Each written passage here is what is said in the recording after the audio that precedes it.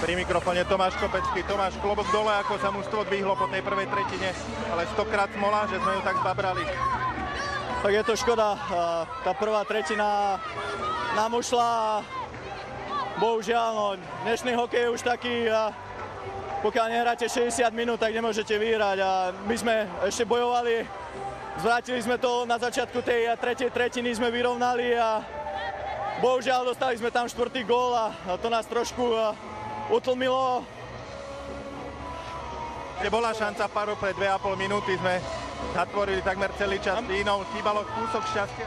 Tam, jak to porekadlo, nedáš gól, dostaneš, tam sme mali šancu a nedali sme gól a zrazu sme dostali z toho z protiútoku. No, je to škoda, ja si myslím, že tento manšaft mal na to, aby postúpil do toho semifinále a je to veľká škola pre tých mladších hráčov, si myslím, takže ja dúfam, že sa z toho poučia. Keď budeme hrať, tak ja sme hrali v druhej tretine, tak ja si myslím, že máme šancu hrať s hociakým mužstvom. Tomáš, ako dlho bude prevládať tebe to sklamanie?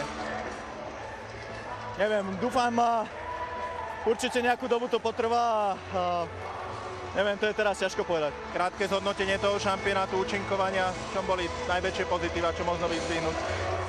Tak cieľ sme si dali pred šampionátom postúpiť do štvrťfinále a tam už sme vedeli, že to je o jednom zápase a hrali sme, okrem tej prvej tretiny si myslím, že sme hrali dobrý hokej.